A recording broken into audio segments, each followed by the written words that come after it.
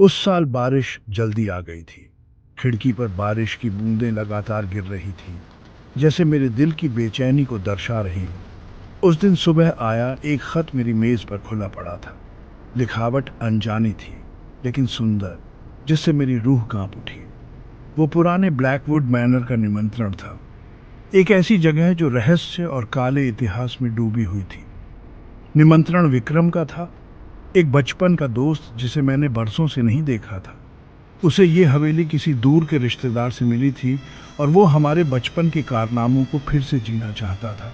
इस बार ब्लैकवुड के भूतिया हॉल में उसने अनिका को भी बुलाया था, जो हमारे बचपन की एक और दोस्त थी, और मैं उसकी खिलखिलाती हंसी को उन वीरान हॉल में गूंजते हुए सोच सकता था। कई दिनों तक वो निमंत्रण मुझे परेशान करता रहा। मैं उसकी तरफ खींचा चला जा रहा था, फिर भी एक अजीब सा डर मुझे मकड़ी के जाले की तरह चिपका हुआ था। ब्लैकवुड मैनर के बारे में हमने बचपन में जो कहानियाँ सुनी थी, अचानक मौतों और बेचैन आत्माओं की कहानियाँ मेरे दिमाग में फिर से आने लगी। बेचैन करने वाली तस्वीरें बना रही थी। मेरे अंदर की बेचैनी के बावजूद मैं उस हवेली की तरफ एक अजीब सी खिंचाव महसूस कर रहा था। शायद ये अनजाने का आकर्षण था, इन डरों का सामना करने का मौका जो मेरे बचपन में घर कर गए थे। या हो सकता है अपने खोए हुए दोस्तों के साथ इन बेफिक्र दिनों को फिर से जीने की एक छोटी सी उम्मीद थी। कारण जो भी हो, मैंने खुद को अपना बैग पैक करते हुए पाया। मेरा दिल उम्मीद और डर के मिश्रण से धड़क रहा था। ट्रेन का सफर लंबा और थका देने वाला था।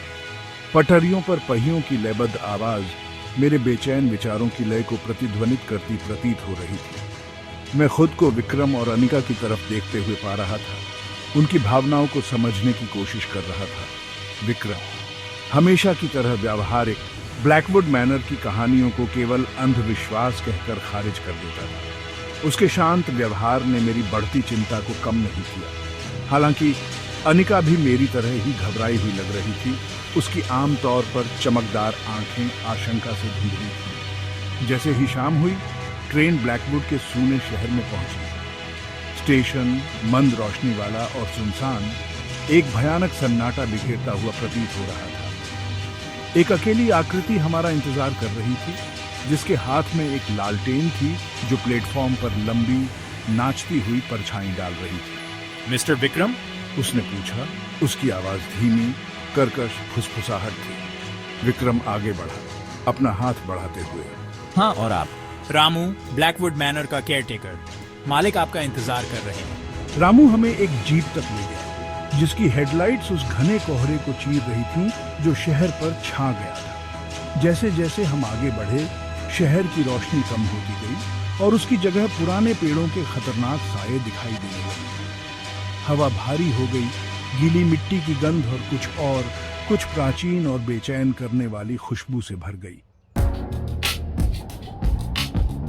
ब्लैकवुड मैनर हमारे सामने तूफानी आसमान के नीचे एक भूतिया आकृति की तरह दिखाई दे रहा था। जीप लोहे के भव्य फाटकों के सामने आकर रुक गई। उनके जंग लगे कब्जे विरोध में कराहते हुए रामू ने उन्हें खोला। रास्ता लंबा और ऊंचा नीचा था।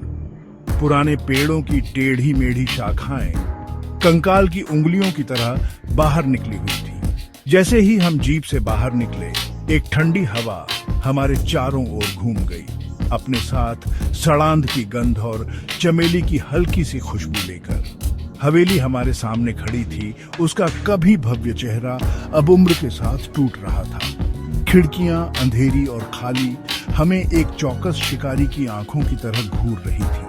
अंदर हवेली छायादार गलियारों और गुफा जैसे कमरों की एक भूल भुलैया थी।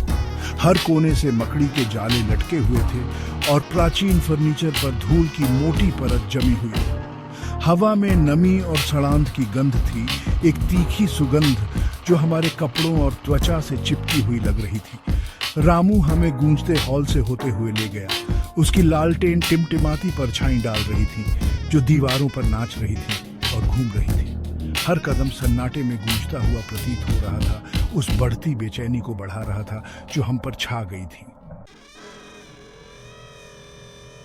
हमें ऊपरी मंजिल पर अपने कमरों में ले जाया गया।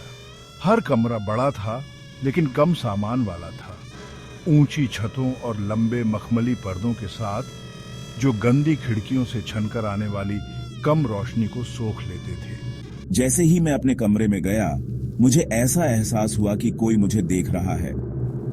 परछाइयां मेरी नजर के कोनों में हिलती और नाचती हुई लग रही थीं, और दीवारों से फुसफुसाहट की आवाजें आ रही थीं।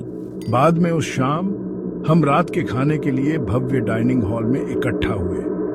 लंबी महोगनी टेबल, धूमिल चांदी के बर्तन और धूल भरे क्रिस्टल ग्लास के साथ हमेशा के लिए फैली हुई लग रही थी। टिमटिमाते मोमबत्तियों ने कमरे के किनारों से चिपकी हुई परछाइयों को दूर करने के लिए कुछ नहीं किया, और सन्नाटा केवल हमारे कटलरी की खड़खड़ाहट और कभी कभार पुराने घर के चरमराने की आवाज से टूटता था। बातचीत तनावपूर्ण थी। दमनकारी माहौल का बोझ, हम पर अनदेखी निगाहों का लगातार एहसास अनदेखा करना मुश्किल था। यहाँ तक कि विक्रम, जो आमतौर पर इतना खुश मिजाज रहता था, वह भी उदास लग रहा था। उसकी निगाहें घबराहट से कमरे में इधर उधर घूम रही थीं। जैसे जैसे शाम ढलती गई, अजीबोगरीब घटनाएं होने लगी। बगल के कमरे में एक किताब अपनी शेल्फ से गिर गई। उसके पन्ने ऐसे फड़फड़ा रहे थे जैसे किसी अनदेखे हाथ ने उड़ा दिए हों। कमरे में एक ठंडी हवा चली जिससे कई मोमबत्तियां बुझ गईं और हमारी रीढ़ की हड्डी में कंपी दौड़ गई। और फिर वो परछाई थी। नजर के कोने में हलचल की एक झलक, एक काला साया जो दिखाई देने के साथ ही गायब हो गया। अगले दिन हमने हवेली का पता लगाने का फैसला किया। एक कमरे ने विशेष रूप से हमारा ध्यान खींचा, पुराना स्टडी रूम। दरवाजा थोड़ा खुला हुआ था और हम किताबों की अलमारियां देख सकते थे। उनके चमड़े के कवर उम्र के साथ फटे और फीके पड़ गए थे। जैसे ही हम अंदर गए, पुराने कागज और चमड़े की पुरानी सी गंध हम पर छा गई। कमरा एक धूल भरी खिड़की से मंद रोशनी से जगमगा रहा था। हल्की रोशनी कमरे के बीच में एक बड़े महोगनी डेस्क को रोशन कर रही थी। डेस्क के पास एक आरामदायक दिखने वाली कुर्सी रखी हुई थी, मानो कमरे का मालिक अभी अभी एक पल के लिए बाहर गया हो। डेस्क पर कागजों का बिखरा हुआ ढेर था। एक क्विल पेन आधी भरी दवात पर रखा हुआ था। एक खास चीज ने मेरा ध्यान खींचा। एक चमड़े से बंधी डायरी। उसके पन्ने पीले और उम्र के साथ भुरभुरे हो गए थे। मैंने हाथ बढ़ाया और धीरे से डायरी उठाई। उसका घिसा हुआ कवर मेरी उंगलियों के नीचे ठंडा था। जैसे ही मैंने डायरी खोली, एक फीकी तस्वीर उसके पन्नों से फिसलकर फर्श पर गिर गई। मैं उसे उठाने के लिए नीचे झुका। मेरी सांसें थम गईं क्योंकि मैंने उस चेहरे को पहचान लिया जो मुझे घूर रहा था। वो अनिका थी, लेकिन वैसी नहीं जैसी मैं उसे जानता था।